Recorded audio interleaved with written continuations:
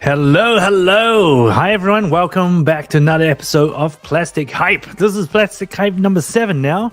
So if you're a returning viewer, thank you for joining me, and I'm glad to see you again. Even though you're viewing this after the fact, I'm still super happy to have you. So, was 10 minutes enough time for me to get a coffee, put my son to bed, and get hyped?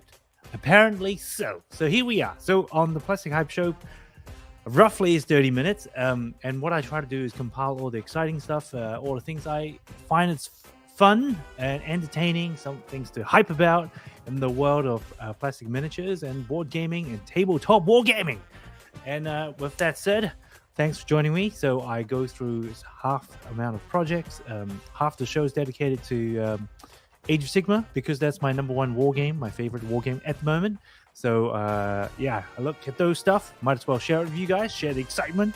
And then on the other hand, I also look at other crowdfunding projects, because since the beginning of my board game journey, these crowdfunded miniature games for the board games in Kickstarter, and actually it started on Kickstarter, now it's GameFound. They've got lots of goodies, lots of new things. I hope I can help to bring some awareness into those projects, and if you enjoy them, well, hope you don't miss out, because the worst thing is you're really into a game or two, you only find out after the fact, and you've missed out, or you either miss out on the project, or you end up buying the same thing and paying twice as much. So anyway, that's no guarantee. I'm not going to read all the disclaimers here. The only disclaimer here is I'm having fun here. I hope you do too. And here we go into the roundup of 16th April's Plastic Hype. Let's begin the show. All right. So what we've got here is we're going to first talk about the new 2 Death boxes value analysis. Okay, the background music is a bit loud, so I'm going to just turn that way down. And then once we go through the pricing analysis, I realize no one's doing it in Australia, so I'm doing it for us Aussies here, and Kiwis and everyone else. Trying to give a good idea of how much it costs to start those new armies, because those books are pretty amazing based on the Battletome reviews out there in the community. Preview reviews in the community. And then there's some news in the old world I think is pretty cool, so I'm going to talk about that briefly. And then we've got some other projects over on Kickstarter this month. Okay, without further ado, let's go. So the first thing is the breakdown for the Soulbright Gravelord Vanguard box. So for those of you who missed the last show and is interested in this kind of stuff, Age of Sigmar is releasing new Battletomes, new armies, and refreshes to new miniatures and new lists, new ways to play the game regularly. And the most current one are 2, which are Soulbright Gravelord and Ossiarch Bone Reapers. They are pretty exciting, to the point that even I am thinking about buying some. Okay, well, let's rest what I think there for a moment and have a look at the price, because if you're going to start on these new armies, one of the things you have to look at some point is the pricing. Okay, so let me remove the overlay. Something funny happening there. Okay, let's have a look. So the Soulblight Gravelord box in Australia, in the GW, which stands for Game Workshop website, officially is $220. Now, I've done the research for you, so you can have a look at this screen and then go off and decide what to buy. Essentially, I look at the box, how much it costs on the GW website. The Blood Knights currently $112, which has gone up. I guess if you caught my earlier shows, I think it was about 4 episodes ago, we did talk about that GW was going to raise the price for the world, and here in Australia we got hit as well. So I think Blood Knights used to be about $100, now it's gone to $112, and that's those 5 good-looking units at the back. They did also refresh the War Scrolls on that, so now they actually can reach. They have 2-inch reach instead of 1 inch now. I guess that's another way to think about it, is they can actually hit stuff and they're useful now. So that's great. Not saying they weren't useful before, but now they are much better. Now, the other thing is the Vampire Lord. I thought it was interesting. So, Vampire Lord, this handsome man down the bottom, center bottom, he's $52 alone. Okay, that's a lot. Just for, I think he's 130 points now. So that's interesting. And then the Death Rattle Skeletons, if you get a box of them, it comes in a box of 20. And that's everything here. So these 20 will cost you about $100 on the GW site. And then last but not least, the Vargeist will cost you $86. I'm not sure how valuable they are because I hear they are not as strong as the other units, so you might not buy them individually. But Death Rattle Skeletons is definitely a thing because their ability to come back at the beginning of every combat phase instead of after they get hit, I think it's huge. It would actually be valuable. I am contemplating on running 30 or 40 of them because I think it's a very thematic thing, which is why I like Age of Sigmar, in case you didn't know that before. Thematic plays on the type of units they have and how they look. So these models, they look cool and they're thematic in the sense that they are dead and the Vampire Lords, well, the bosses, the vampire brings them back to life to do their bidding. I think it's very cool. So the fact that they keep coming back, I think is a valid, very valid meat shield. I think that's good. So this set altogether will cost you $348 if you buy them individually, but if you combine all of them, it's $220. So what does that mean? That essentially means if you are starting into Soulbright Gravelord, you'll probably get a Blood Knight because they are cool and they do lots of good stuff. You'll probably get some Death Rattle Skeletons because they are great frontline. I just mentioned that. They don't hit that hard, but they are great at tying down the enemy and doing screening for you, so protecting your front line, protecting your important units. I think they're valid. And then a Vampire Lord, you may or may not need. I think he's pretty cool. I mean, he's decent, but in the world of GC, you probably need one of those in your army. So I would say most of them are useful except for the Vargeist, which will bring it down back to so 348 minus 86. You're still looking at 250, which is cheaper than 220 if you. I mean, more expensive than 220 if you bought the box. So that's the thing. Now let's have a look. What if though you bought the whole thing from local game stores? I think it's worth mentioning. Many people don't do this kind of analysis. I don't know, is it a taboo to raise that? I think it's cool because I personally would buy from local gaming stores. A lot of the time to support the local game stores, right? Hey, Josh, what's up? Good to see you, brother. So now this exact same thing, but the pricing is now in Australian dollars for the local game stores if you bought them separately. So two things is interesting. I'm not going to go through every one again because we just talked about what the units are before. Now, in total, if you bought them all separately, it's 272, and the box itself is only around about $200. Now, how did I come up to these numbers? I essentially took about 3 to 5 local gaming stores in Australia and just took an average of them. So you're not getting the absolutely lowest and you're not getting the higher end of the local gaming stores. Give you an idea if you were going to buy them separately.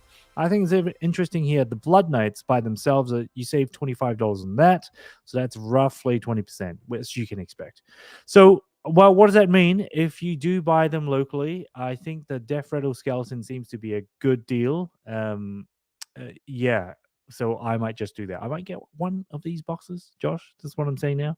I might get a box of Vanguard and get another box of Death Rattle Skeletons instead of getting 2 boxes of Vanguard because I don't think I'm going to be using these Vargeist. That's just me. All right, now let's have a look at the same thing for Oziark Bone Reapers' Vanguard box.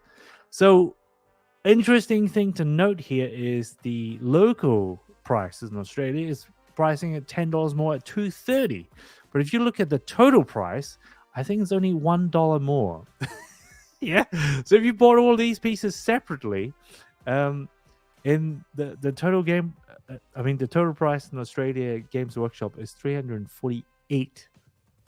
So I guess I'm saying, why did Games Workshop raise the OCR Bone Reaper Vanguard box price by $10 instead of $1?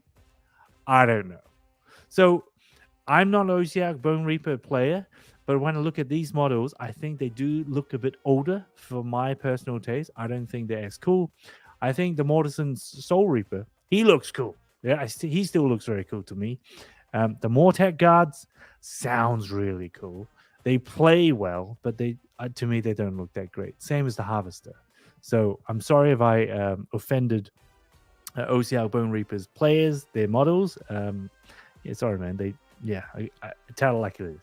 Now, the Death Riders, though, they look cool. I thought about starting OCR Bone Reapers because I saw someone selling Death Riders. I think they were selling like 10 or 15. I thought, man, they look pretty cool. So now, quickly have a look at the pricing. Not going to talk through everything again because this is not a Battle Tome review. But Josh says, smiley skeletons. What is there not to like? Can't argue with that. Yeah. But if we have a look at Death Riders, now in terms of cavalry unit compared to the Soulblight Gravelord ones, I think their points is much lower than a Blood Knight. So the fact that they're only about $10 cheaper, I don't know about that. But I think a lot of cavalry in this season, I mean, in version 3, are around the $100 mark. So, yeah. Go figure. So, if you want to run a lot of them, they're going to be a lot more expensive. So, let's have a look at that compared to the local game store prices, which I also did a bit of research on. Now, what's interesting is the price overall for the Vanguard box is a little bit higher. That's because, I guess, individually they cost a little bit more, but not by too much. Now, if you saw on the last screen before, actually, let's quickly go back one to do a quick comparison. So we look at 91 for the Harvester, the main unit's 103, and the hero unit at 52, which seems to be the magic number for Games Workshop heroes. Now, if you move on to local game stores, I think these are all pretty standard pricing. Yeah, not too surprising here. Would you buy a whole bunch of Mortec Guards? I don't know. Josh, would you? I don't know. I think that the Mortec Guards, based on what I know of the OCR Bone Reapers, are the bread and butter, the front line of this army. So, yeah, makes total sense that they're there, and you'll probably want to run them with the Harvester. So, yeah, it makes sense. I'm not too sure about Death Rider here. So, the interesting thing about this one, it seems to be the bigger piece, top left, in this box is more relevant than the other one, because I wouldn't play Vargeist on the other one. But yeah, I would go with the Death Riders. All right, okay. Now, I mean, I wouldn't run the Death Riders only because they look cool, but I probably wouldn't run them. All right, now let's have a look. What's next? Now, the old world. I don't know about you guys. I'm a bit fired about this one because how I met Warhammer at the very beginning without playing the tabletop game is Warhammer Total War. And of course, they run on fantasy timeline. So I guess that's what they call it, the old world. By the time I started Age of Sigmar, Games Workshop have already deleted the old world. So, you know, everyone died and Sigmar came and different age. None of these models exist anymore. And that was a real shame because the first faction I've ever played in Warhammer Total War was Bretonnia. And I really love how the Knights charge, the Grail Knights charges everyone and knocks everyone out with blasted catapults or special catapults. That only hurts the enemy but doesn't hurt your own units. Yeah, they're very cool. So the fact that they're coming back is cool. Now, what does that mean for me, though? Tricky. I think it's cool, but I don't think I'm going to buy into a whole new world or not planning to buy into a whole new world yet. First of all, I think their models are much older. Nothing against them, but they don't look as cool compared to the newer models. That's just me. But I do love some of the older units, like the Pegasus Knights, the Griff Knights. Josh is saying, are you sure? I don't know. That's what I'm saying as of right now on 16th of April, 23. Okay? So if they release some cool new amazing value starter box, that's a different discussion. But I think it's cool. Now, I just had a look at the webpage, and my friend also did mention it before.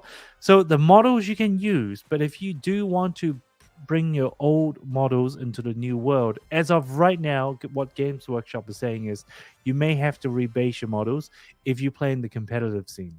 So the question was asked to the designer, and they said, no, you can keep the same bases if you want to just play with your friends. Yeah, of course, you can use whatever you want. You can use paper figures if you want. But if you want to play in stores, you have to rebase everything. Ugh, I don't know about that. Look at that block of arches. Okay, that looks pretty cool. Rebasing everything? Ooh, I don't know. But then again, for people who have spent hundreds or even thousands of dollars over the years having old world models, now you can bring them back, potentially. All right, okay. Because I know nothing about rules or no other rumors on this, so I'm just going to leave it there. And what's also worth mentioning, not exactly plastic hype, but hype is Warhammer, Total War Warhammer 3. I think within the last week have just released Chaos Dwarves as a new DLC faction.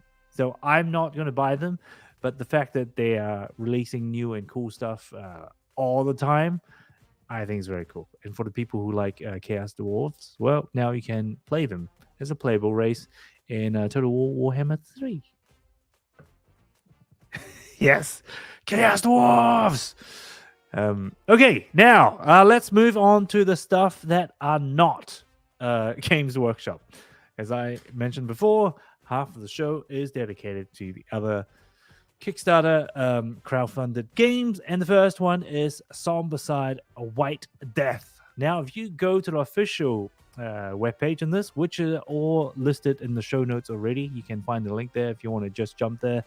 But of course, do come back to the video. So open your window when you go click on those external links. Now, what is cool here is they call this the sequel, or what follows up the fantasy Zombicide, which of course is Black Plague and Green Horde. For those of you who have played Zombicide but don't know some of this, so they have the standard one, which is like Walking Death, you're in the city scene, and then they have the Black Plague, which is fantasy setting, and then they have the space one as well. Now, my favorite is the fantasy setting. So yes, Black Plague, yes, and that's also the game that I have played with my son over the years when he first started board gaming. So it's got lots of memories. Lots of fond memories. When I think of Zombicide, I think of father and son time. And those were also the first models that I've ever painted in a board game. I started painting the zombies. I think there was like 80 zombies in Zombicide Black Plague. And that's how I started my miniature painting journey. So there you go. So this, I'm not sure how good the game is, but I'm backing it. It's like auto back as soon as it came on. Now, what does it mean for the rest of you, though? So the first thing is, this is different from the previous Zombicide. There are rules that, it's coming out all the time. They tease us with new stuff all the time. But essentially, there are a couple of things I really like about this.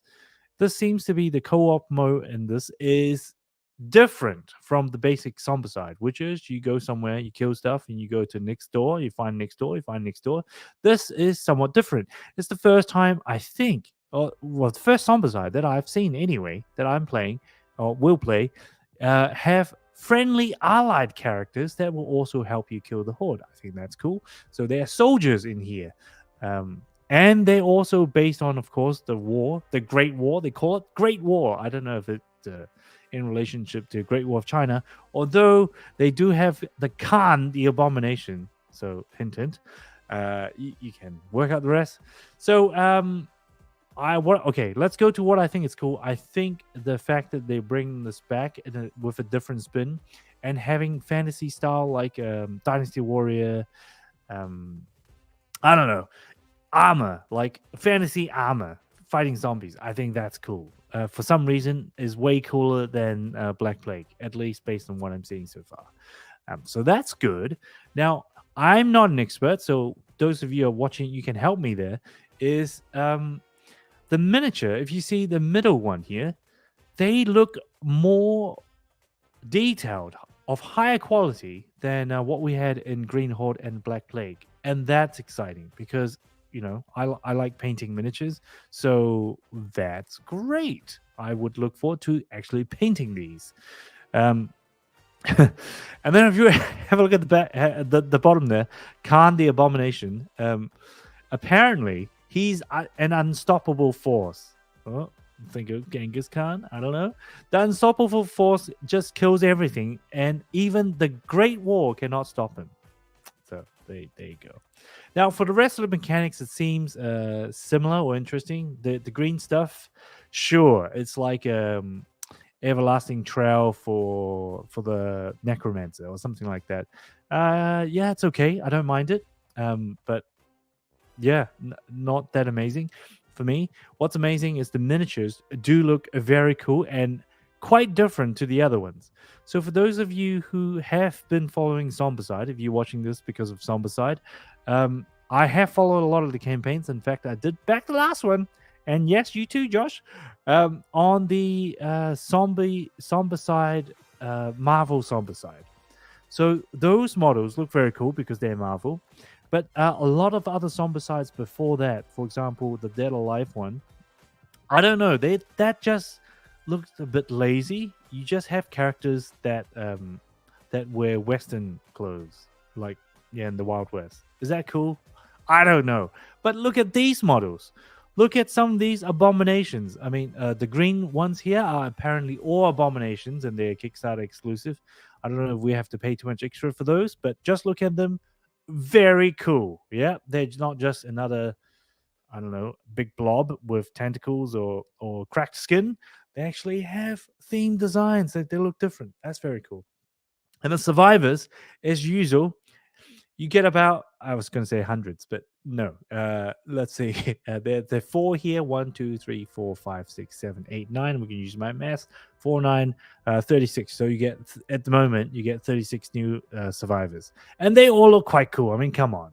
They're not the same, hey, I have a sword or I have a staff. They have pretty good poses. I mean, look at some of this. Miyamoto Musashi. Really? Yeah, I don't know, but I mean, for those of you who don't know who he is, he's supposed to be one of the best swordsman ever. I love his comics, I love his lore, I love him on Noah's movies, and that character and that pose in particular does remind me a bit of him. So there you go. Okay, we can talk about this all night, so I'm just going to move on. But I think the miniature is very cool. Now, for the people who haven't seen this, I would totally recommend you to go to the page after you watch this video, of course, to scroll down, because Simon seemed to have a habit of doing the Kickstarter page. As you scroll down, you just get a non-stop amount of Kickstarter exclusives, and that is satisfying, right? So as you scroll, you go, okay, I pay $100, whatever it might be, and you just see non-stop amount of miniatures. That's a great feeling. All right. Next, what I've captured here is the pricing, because, I mean, we can't talk about Kickstarter without the pricing. So there are 2 parts of the pricing to know about. Actually, 3. The first maybe is the core price. There's only one pledge you can pledge, so it's 110 USD. So once you've done that, you have the option of also back all these new things. So I think new ones are coming on board all the time. The latest one might be Teenage Mutant Ninja Turtles. I don't know. I'm not going to put Ninja Turtles on the Great War, but whatever.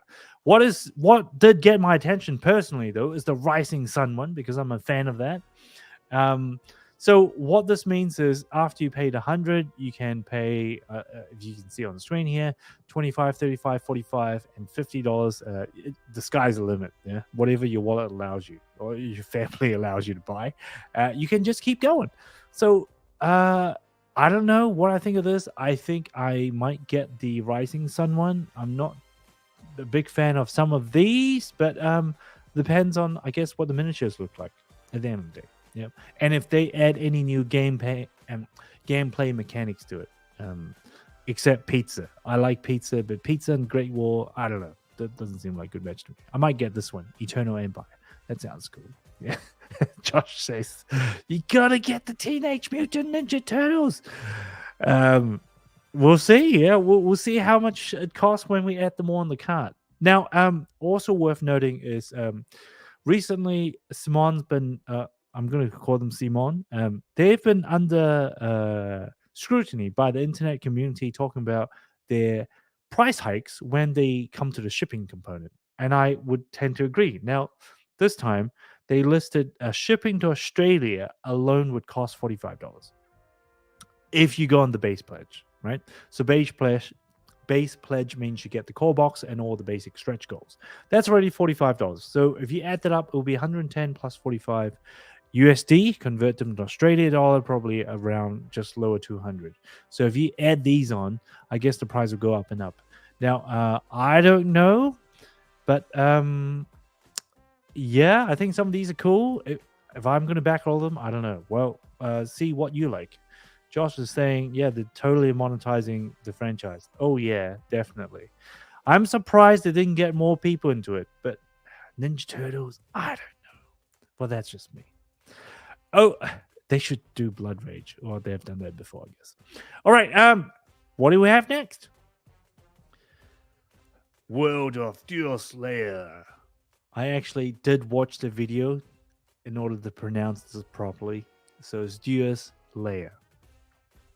Go figure. All right. Now, what is cool about this is this is 400 plus miniatures from Dungeons and Lasers version 5 or V5. It's from Archon Studios.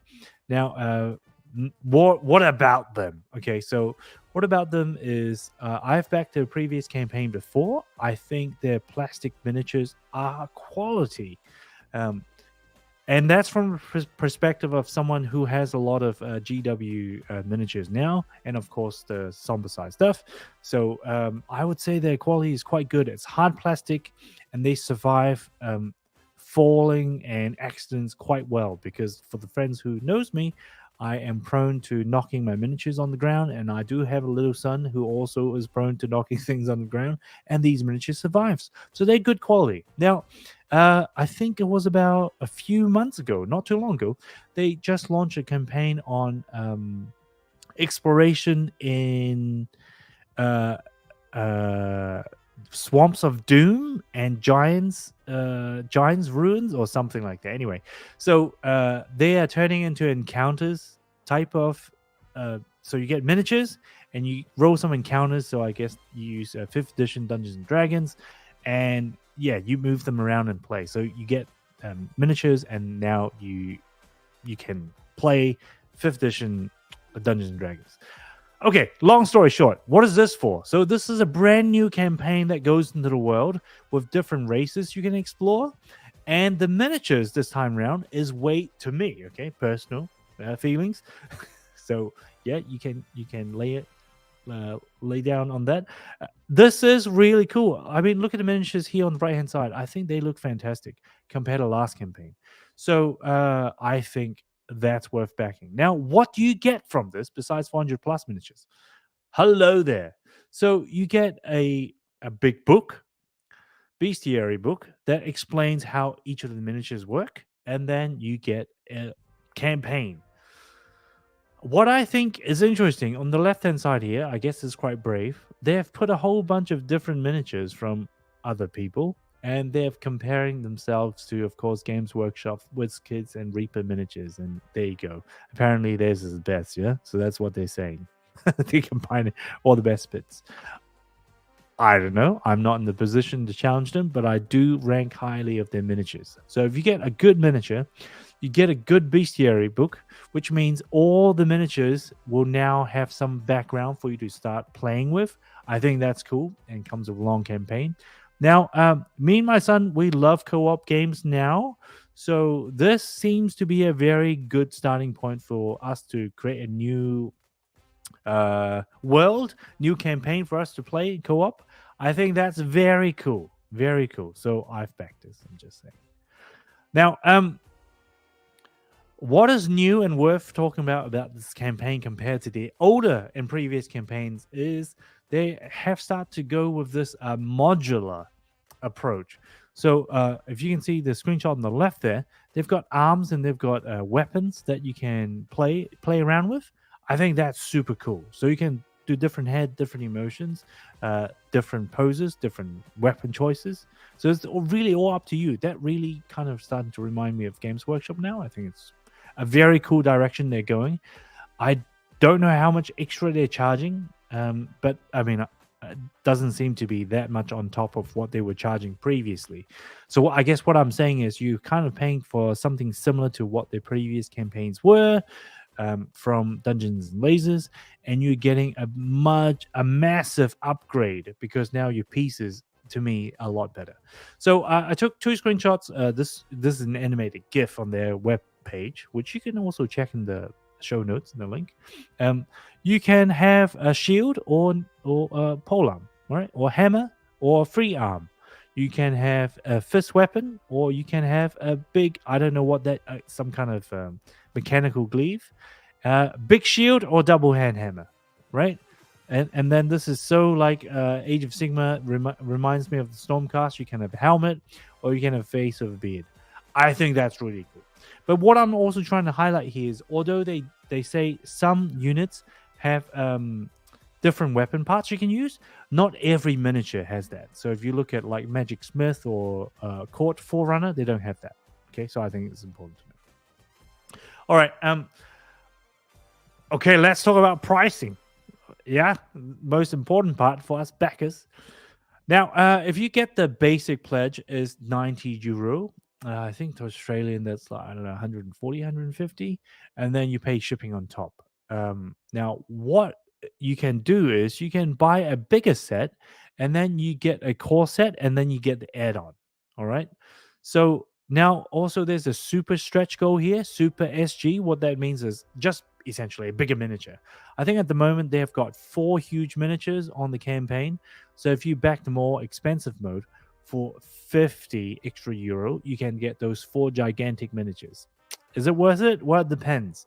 I think for me, I like the miniatures, but can I actually fit them in my storage? I don't know. I'd rather go for these guys, and that's what I've got 2 examples here. So they've got lots of different add-ons. I think they've got 4 main races or factions that you can buy miniatures for. 2 of which, one of them is Offsea and Thunder, and then armies of Deuslair. So what I've got here is different units. So what I want to say here is 6 models here for Fortress of Draxa, and then the Alliance you get 12 models, and Disciples you get 27. Now if you compare that with the one at the top here, it's quite different, right? But then you do get a total of 56 25 millimeters and 8 50 millimeter miniatures. So it's a bit of mix and match. Now which one's right? You probably want to check out their page of what miniature looks the coolest. I think Offsea and Thunder looks pretty cool, and also the armies of Deuslair looks very cool as well. And they've got some Melusai miniatures. I think it's kind of cool idea, but I didn't like the execution of it. So anyway, what does that mean? So it depends on how much you want to go. You can go nuts. I mean, all out. I don't mean nuts. You can go to Game Master mode and go with 10 add-ons and with everything else. Now, what does the 10 add-ons give you? You can get the add-ons from this campaign, but you can also get add-ons from a previous campaign. So like you can buy maps, you can buy extra terrains from the Dungeons and Laser Encounter, which is the last one, or you can buy a town, right? So there's lots of options you can go with, and that is 369 euros. Ooh, quite a bit, but you do get a lot of miniatures. All right, moving right along here. This is an honorable mention in a way, because this is not exactly a miniature, but as a miniature hobbyists go, lighting is one of the key things that we have to deal with on a regular basis, isn't it? If you have bad lighting, it's almost impossible to paint well, especially for a new painter. So I personally went through a lighting journey. I bought a light, this guy. I don't know whether you can see it. So this is a hobby lamp I got from Amazon. Changed my painting experience dramatically. So for someone who has painted 3 I mean, not that much. Just saying. I've painted over 3 to 4,000 points army in Age of Sigmar, plus a few board games, and painted lots of units in A Song of Ice and Fire. I can say with certainty that good lighting for hobbyists when you paint makes a big difference. Now, a key thing to mention here, but I didn't put the price here, is if you're going to go for this lamp, this is essentially 200 Swiss franc, which is about 350 Australian dollars, so about 330. So it's quite an expensive set of light. And if you look at it from just a desk lamp perspective, that's insane. Why would you pay $300 for that? What? But if you think about it from the perspective of maybe lighting in general being, just doing stuff, not just for the sake of lighting your keyboard, but maybe for painting, for drawing, maybe content creation, good lighting is very expensive in this world. Now, to give you some context, when I bought a light for me to film the playthrough for some of our playthrough videos before, you can check out on our channel, those kits ranges from $150 to like $400 just for light, because you need the light to be able to light what you're playing, but then you also need the light to reflect the right colors back to the camera, and that's difficult. So I'm not a light engineer, so okay, that's that. But they have this chart that they have included, which is on the top left of the screen here, on their campaign. It's claiming to be the most accurate color light in the market. So take it with what you will, but I think that's worth investigating. Now, what bonus do you get if you buy the light now as opposed to later? Well, the only thing you get, I think, slight discount, and you get 15% to the Redgrass kit for painting. They do wet palettes, they do brushes, paint handle holders. I use them. I don't know if I've got one here. Yeah, I've got one here. Yep, this is a Redgrass paint handle. I mean, I use their stuff. They're good. Is it worth backing the light? Well, I don't know. So anyway, this is an honorable mention. If you're in the market looking for light, you might want to get this then. They say they'll deliver by September this year. So if you're feeling lucky and you want to splurge out on the luxury and experience true color, as they say, yeah, give this some consideration. Now, I don't believe this. I mean, it doesn't have any relevance to me, but I think it's worth mentioning. It is a Red Dot winner 2023. Okay. Next, we're coming to the end of the show now. A couple of things worth mentioning. I'm of course over the half an hour mark, so thank you for those of you who are joining us live. Two honorable mentions. So Santorini, they're doing a deluxe version with cool miniatures, and this channel or this show is all about plastic hype, and I think their plastic is pretty worth hyping.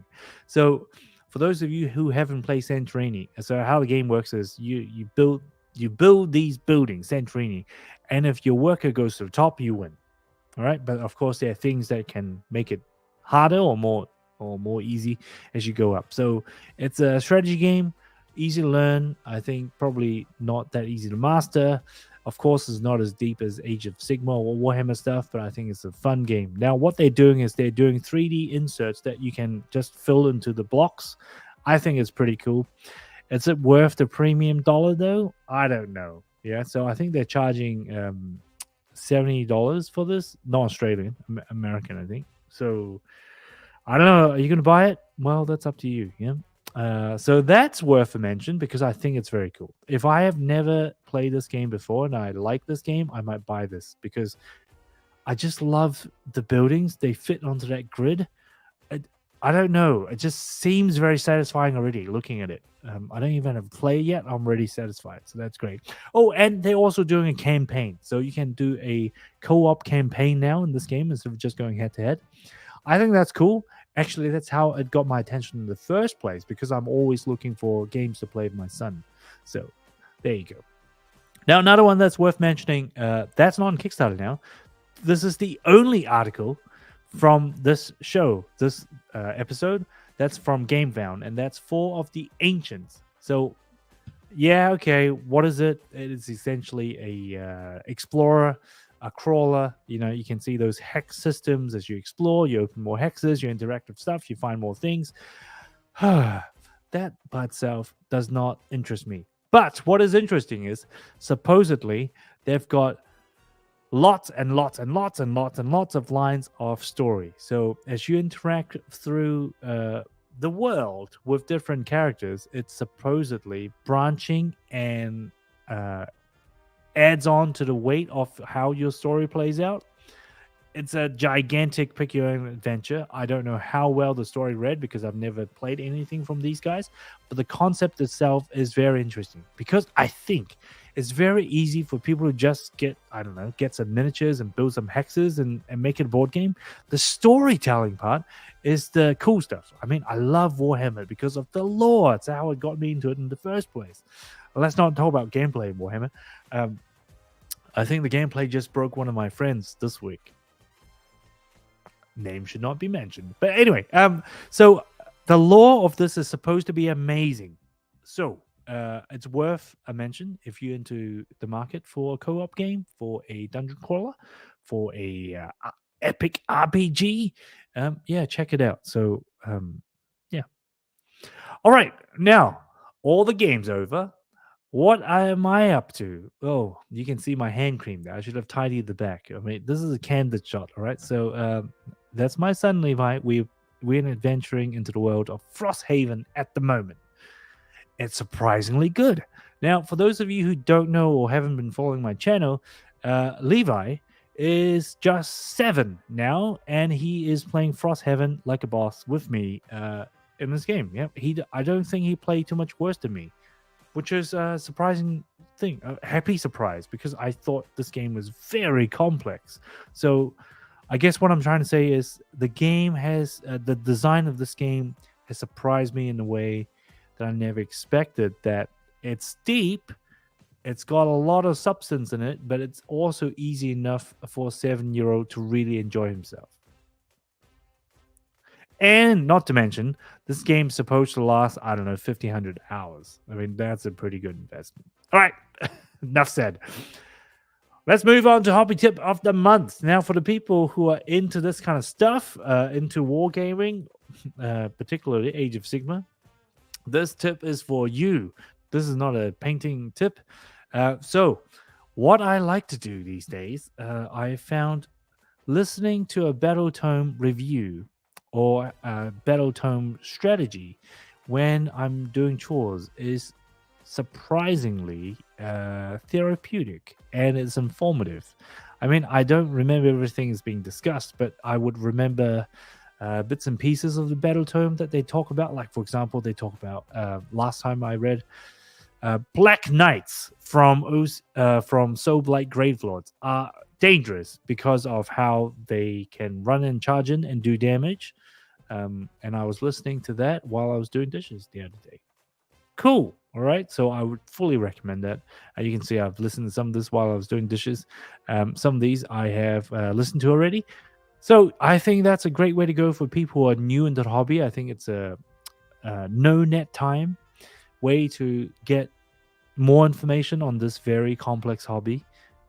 Yeah, I'll recommend it to you guys too, because it has worked for me. Last but not least, community shout out. Oh, I made a typo there. It's not shut out, it's a shout out. So sorry about that.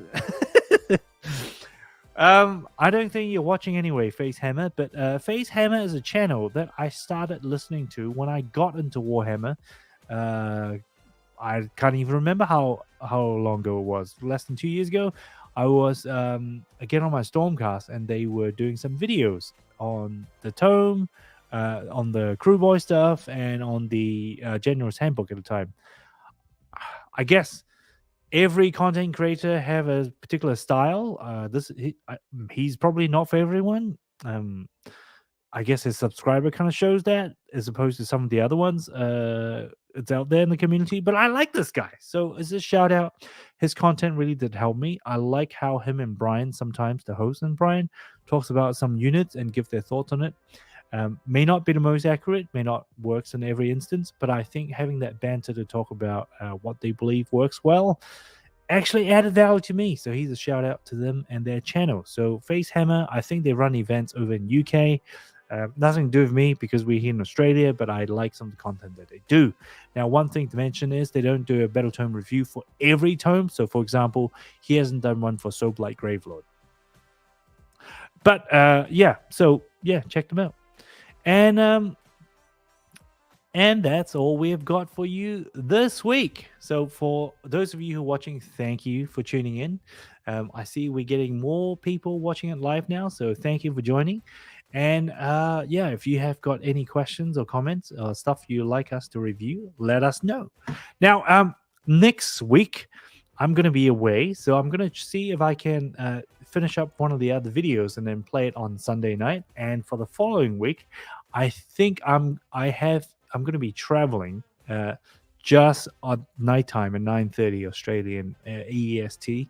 So I will be pre-recording a chat and I'll play it. So for those of you who are following this, I'm just giving you a heads up that I'll be away, but I'll still try to put something in definitely for the next Plastic Hype episode. Can't promise on this week's episode, non-Plastic Hype episode, depending on how my schedule goes, I guess. But oh, okay. Josh is saying I should do a review on Lion.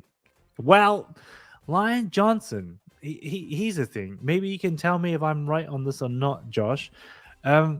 I heard there was a huge blunder in the pre-order of the Lion miniature. Apparently, it was sold out before people could actually buy it. So they had like a, I don't know, supply chain issue. I don't know if that's true or not. But then again, I'm not a 40K player, so that doesn't impact me directly. I read it and I thought, doesn't impact me. So I don't know if you got anything on that, Josh. yeah, FOMO. Yeah, totally right. Yeah. So Josh said it's always like that for this Games Workshop stuff. I think that's kind of true. Well, they have to work on their own hype train to make it more exciting, right? You know what's hype? I wish they would give us a bit of slack and give us some gossip on how Henry is going to, what's his role, what is his future in his Warhammer series. Like, I don't know what he's going to do because Warhammer is such a big word. So what does that mean? I hope GW will release some gossip about what Henry's going to do. Hopefully nothing bad legal wise. Yeah. I'm just thinking about the Witcher saga that's been going on for months. Josh says it's going to be Inquisitor for sure. Yeah, he would make a great Inquisitor. Or Grey Knight. If he plays Javier Loken, I don't know. That would be pretty cool, huh? Or, well, anyway, there are plenty of cool characters to play. Yeah, I wonder. Or maybe he plays multiple. How about that? Yeah, multiple short stories. I'll watch that. I'll even pay to watch that. And I also wish they would release some new, more substantial gossip or rumors for the old world. Like, what's the timeline like? Are they going to bring back everything or just some? Are they going to add more things to the new old world, which is weird, like new stuff for the old world? But yeah, I you know, things like that deserve hype, I think. And then also, I would love to hear what they're going to do with the new Age of Sigmar stuff. Oh yes, that's a great book. That will be a good one because I think that by itself is a good standalone story. Now, I think what would be really good is if they give us a bit more hype on the future of Age of Sigmar, like what's going to happen to version 4, maybe, and some of the balancing stuff that they will continue to do. Like, are they doing more incarnates, better incarnates, a new way of playing it? I'll be interested in that. Like, I want to think about what's going to happen in the next 12 to 18 months in the Age of Sigmar hobby space. And yes, like Josh said, if there are more animations in Warhammer Plus, that would be cool. I watched Black Talon yesterday. I don't know what you think about that. Josh, you need to come on the show and so we can chat about it. I don't know what you think of that. I thought the premise was cool. The story is good. The laws, nothing to say about the law. But the animation style, I wish they would make it more more mainstream rather than Warhammer. Warhammer. What I mean by that is, in the current Warhammer TV, they've done animation in a particular style. I think it's all right, but I just wish it was better, if you know what I mean. Because if it was better, you'll get a lot more people watching it, and you'll get a lot more hype in the hobby, overall, rather than just fan service, which is also cool. I like Neve Black Talon. I read her book, so it's pretty cool. Anyway, thanks for staying with us. This is way over half an hour again, but surprise, surprise, I guess we had stuff to talk about. So if you enjoyed this, we appreciate it if you leave a like or some comments, because that's how we drive the YouTube algorithm. I'm still working my way towards 500 subs, so we can get 1,000 at some point, so I can just pat on my back when I finally get to 1,000, that I haven't wasted my life away to spend hours on this stuff and my channel. So your help would be greatly appreciated, and it wouldn't cost you anything. So if you like anything here, check out the links on the show notes if you wanted them. I'm not affiliated with anybody, because at the moment I'm not running this as a business. Far from that. It's just a hobby. Thank you back to the community. So yeah, check them out if you like it. Yeah, buy it. If you don't buy anything. Yeah. So I hope to see you the same time next week or next month. So as usual, happy gaming, and let's level up. Woohoo! And I'm going to end the broadcast now. Boom.